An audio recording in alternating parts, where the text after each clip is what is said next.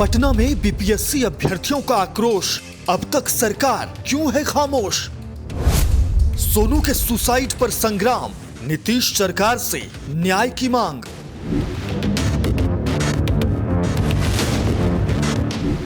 तेरह दिसंबर से शुरू हुआ बीपीएससी अभ्यर्थियों का हल्ला बोल राजधानी पटना की सड़कों पर अब तक जारी है। कड़ाके की ठंड में भी छात्रों के हौसले में उबाल नजर आ रहा है, लेकिन सरकार है कि इनकी मानने को तैयार नहीं और अभ्यर्थी हैं कि पीछे हटने को राजी नहीं।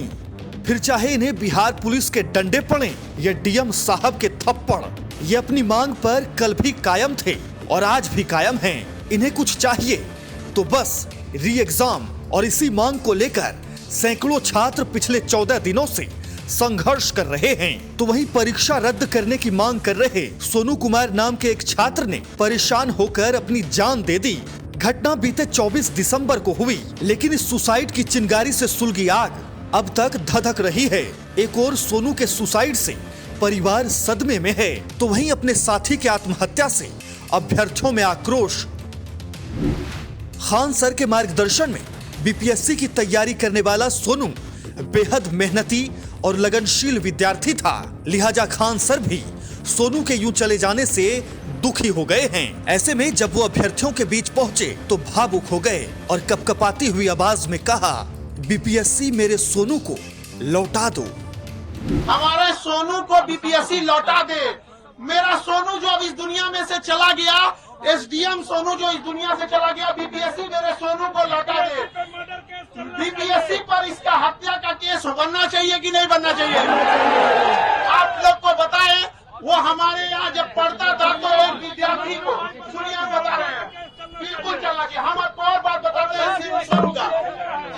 जब सोनू पढ़ता था ना, 20,000 बच्चों का जब टेस्ट होता था तो कभी उसकी रैंकिंग 150, 200, 250, वो विद्यार्थी रिजल्ट देने वाला नहीं, टॉप रैंकर था, टॉप रैंकर। हमारा सोनू को लौटा दो, बस हम बस यही चाहते हैं, मेरे सोनू को लौटा दो। आप लोग जानते हैं सोनू की अंतिम इच्छा क्या थी? आप लोग जानना चाहेंगे सोनू की अंतिम इच्छा? री एग्जाम। सोनू की अंतिम इच्छा री एग्जाम। ये लड़ाई हमें अपने लिए भी लड़नी है, आने वाले पीढ़ियों के लिए भी, और हमारे सोनू की आत्मा जो आज हम सब के बीच में होगी, आज वो देख रही होगी सोनू की आत्मा यहाँ पे। क्या हम लोग पे, क्या आयोग पे उसकी आत्मा नहीं पहुंचती होगी? उसकी बहन सब कहाँ जाएगी? आपको बताएं, जब हम नीतीश कुमार ये जान लो छात्रों का हाल बांग्लादेश में क्या हुआ था, ऐसी बात सुनिए, हम लोग को बात समझिए, हम लोग को बस री एग्जाम चाहिए, चाहे कुछ भी आते। री एग्जाम क्या चाहिए? री एग्जाम क्या चाहिए? री एग्जाम। हम लोग को एक चीज ध्यान देना है कि हम लोग निर्दोष हैं। बात समझिए बाबू, एक दिन बस हम आपको बताएंगे, निर्दोष व्यक्ति दिल का साफ होता है, वो ऐसी बातें कुछ बोल दे।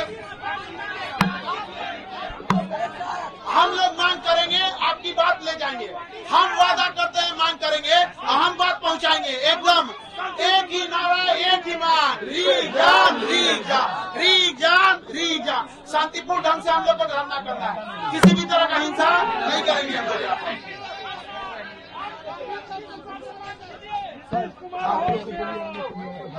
सारे छात्र यहाँ आ रहे हैं और एक एक करके सारे छात्र जुट रहे हैं यहाँ पर, और पूरा धरना अहिंसात्मक रहेगा। और चूंकि ये बुद्ध की धरती है, हम लोग युद्ध नहीं जानते, हम लोग युद्ध से पहले बुद्ध जानते हैं यहाँ पर। और सीसीटीवी फुटेज आते के साथ सब कुछ दूध का दूध और पानी का पानी हो जाएगा।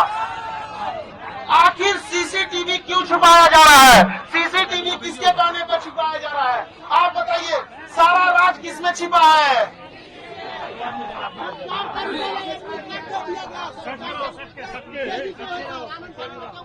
ये इतना आनंद में इसीलिए किया जा रहा है क्योंकि कहीं ना कहीं आयोग चीजों को छुपा रही है। आयोग की मंशा पर संदेह है और इसकी सीबीआई जांच होनी चाहिए। एक काम कीजिए, अगर आपको लगता है कि अगर छात्र असामाजिक है तो आप छात्रों का भी सीबीआई जांच करा लीजिए, और आप बीपीएससी का भी सीबीआई जांच करा लीजिए। दूध का दूध और पानी का पानी हो जाएगा यहाँ पर, सारा चीज बराबर हो जाएगा यहाँ पर। कहीं न कहीं इसमें आयोग की पूरी तरह मिली भगत है। जब भी एसडीएम का सीट आएगा, जब भी डीएसपी का सीट आएगा, सारा सीट बेच दिया जाएगा। ये कहीं न कहीं मिली भगत है, इसकी जांच होनी चाहिए। आप सोनू मेरा जीवन इस दुनिया से खत्म हो गया, क्या आप क्या समझे? खान सर ने अभ्यर्थियों के प्रदर्शन को समर्थन देते हुए उनकी मांग को एकदम जायज बताया। बता दें कि 25 वर्षीय सोनू कुमार पटना के पालीगंज प्रखंड के रहने वाले थे, जो पटना के हनुमान नगर के एक लॉज में रहकर पढ़ाई करते थे। सोनू के परिजन ये कहते हुए भावुक हो जाते हैं कि सोनू अफसर बनना चाहता था, वो पढ़ाई में तेज तर्रार था, इसलिए वो बीपीएससी क्रैक करना चाहता था। दरअसल सोनू अपने परिवार का इकलौता वारिस था। सोनू अपने पीछे पिता की उन उम्मीदों को भी खत्म कर गए, जो 15,000 की कमाई में 10,000 अपने बेटे को भेजा करते थे। भरोसा था कि एक दिन बेटा अफसर बनकर लौटेगा। सोनू के पिता को ये यकीन ही नहीं हो रहा कि उनका बेटा बीपीएससी के साथ संघर्ष में जिंदगी ही हार गया। सोनू के पिता सुदामा यादव ने मीडिया से बातचीत में कहा कि जब उन्हें पता चला कि उनका बेटा खत्म हो चुका है, तब उनके पैरों तले जमीन खिसक गई। वो बदहवास होते हुए सोनू के लॉज पहुँचे तो देखा उनका बेटा फंदे से लटका हुआ था, सांसें थम चुकी थी, घर का चिराग हमेशा हमेशा के लिए बुझ चुका था। उधर सोनू ने दम तोड़ा और इधर बीपीएससी अभ्यर्थियों का गुस्सा 7वें आसमान पर पहुंच गया। फिर क्या, छात्रों ने अपने आंदोलन को और तेज कर दिया। मामले को उबलता देख विपक्ष नीतीश सरकार पर हमलावर हो गया। प्रशांत किशोर, पप्पू यादव, राहुल गांधी और तेजस्वी यादव के अलावा कांग्रेस नेता प्रियंका गांधी, आरजेडी सुप्रीमो लालू प्रसाद यादव जैसे बड़े नेता अभ्यर्थियों की मांग का समर्थन कर रहे हैं। पप्पू यादव ने मांगा सोनू के लिए न्याय। पूर्णिया लोकसभा सीट से सांसद पप्पू यादव लगातार अभ्यर्थियों का समर्थन कर रहे हैं। इसी बीच उन्होंने सोनू कुमार की आत्महत्या का भी मुद्दा उठाया है। जो आज सुसाइड किया है सवेरे बच्चे, एक कोचिंग के वो स्टूडेंट थे,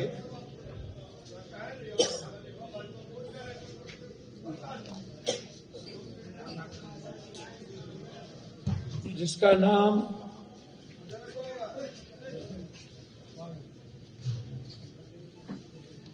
सोनू कुमार 25 वर्ष, पुनाचंद पालीगंज में इनसे पैसा मांगा गया। इनके नोट्स बुक थाना ने जब्त कर लिए है। जो इन्होंने सुसाइड करने का इन्होंने कारण बताया।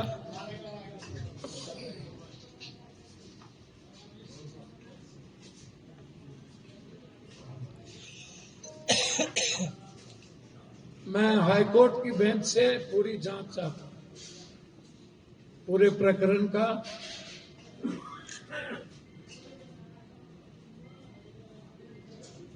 और यदि सरकार ने पूरी बीपीएससी की एग्जाम कैंसिल नहीं की तो 1 जनवरी में हम बिहार बंद करेंगे। 12,000 एग्जामिनेशन हमें स्वीकार नहीं है। जो प्रैक्टिस कोचिंग की थी, सेम प्रैक्टिस का क्वेश्चनर वहां किया गया। एक कोचिंग मालिक के बच्चों को 2 दिन पहले प्रैक्टिस करवाई गई। हमारा डिमांड है सभी सेंटर की सीसीटीवी फुटेज आप सामने लाइए। पप्पू यादव के अलावा जनसुराज के संस्थापक प्रशांत किशोर ने भी धरना पर बैठे अभ्यर्थियों को समर्थन दिया है। ये मामला बीपीएससी अभ्यर्थियों और सरकार के बीच का है। मैं छात्रों के मामले पर राजनीति नहीं करना चाहता हूं, लेकिन बच्चों पर जो बर्बरतापूर्ण लाठीचार्ज हुआ है, मैं उसका विरोध कर रहा हूं। और कल 1 बजे मैं छात्रों के साथ यहां से पैदल शांतिपूर्वक हम लोग जाएंगे और मैं देखना चाहता हूं कि सरकार के लाठी में सरकार के लाठी में कितना दम है। कल हम लोग यहां से पैदल मार्च करके जाएंगे। छात्रों के साथ कल 1 बजे यहां से पैदल जाएंगे। बिल्कुल सबसे अगर मैं कह रहा हूं सबसे आगे मैं चल रहा हूं। सरकार में अगर दम है तो कल लाठीचार्ज कराए। कहां तक जाएंगे सर? छात्र जहां छात्रों पर लाठी चले उस सर तो उनकी कुर्सी हिलेगी। छात्रों का डिटर्मिनेशन, छात्रों का हिम्मत और हौसला नीचे नहीं होने वाला है। कल हम खुद जाकर ये देखना चाहते हैं कि कैसे पुलिस लाठीचार्ज करती है, कैसे पुलिस लाठीचार्ज करती है। कल हम लोग देखेंगे सामने से। छात्रों से आपने क्या बात की? छात्रों ने क्या कहा? मेरी बस इतनी ही बात है कि सरकार को छात्रों का जो भी मामला है उसको बुलाकर बात कर लो। बात करने के बजाय छात्रों को आप लाठी से मरवा रहे हैं। मुझे बताया गया है कि 4 छात्र जो हैं वो आईसीयू में भर्ती हैं। ये कौन सा अराजकता है? ये नीतीश कुमार जी का कोई राजतंत्र थोड़ी ना है भाई। यहाँ की जनता मालिक है, यहाँ के लड़के रोड पर हैं, उस पर आप लाठी चलवा रहे हो, खुद बंगले में बैठ के गप कर रहे हो, तो ये नहीं चल सकता है। और अगर ये होगा तो हम लोग बीपीएससी नहीं जाएंगे। प्रशांत किशोर कह रहे हैं हम बीपीएससी नहीं जाएंगे, हम नीतीश कुमार को घेरने जाएंगे। आखिरकार छात्र आपके बातों को क्या कहें? आखिरकार वो आप छात्रों के साथ जा रहे हैं कल और छात्र बिल्कुल जा रहे हैं, बिल्कुल जा रहे हैं। अगर सरकार ने मामला आज रात में सॉल्व नहीं किया और कल छात्रों ने यहाँ से मार्च का निर्णय लिया तो उस मार्च में प्रशांत किशोर सबसे आगे शामिल होंगे। कुल मिलाकर बीपीएससी अभ्यर्थी फिलहाल पीछे हटने को तैयार नहीं हैं। मामला अब शैक्षणिक ना होकर राजनीतिक होता जा रहा है। सियासी हस्तियां आंदोलन को हाईजैक करने में जुटी हैं, तो वहीं छात्रों के लिए अब इस लड़ाई को मुकाम तक पहुंचाने की चुनौती है। आगामी 4 जनवरी को अगर बापू धाम परीक्षा केंद्र पर कैंसिल एग्जाम को बीपीएससी सफलता पूर्वक संपन्न करा लेता है तो इस आंदोलन का कोई मोल नहीं रह जाएगा। ऐसे में आयोग ने छात्रों से अपील की है कि वे किसी अफवाह में न आएं और न ही किसी की राजनीति का हथियार बने।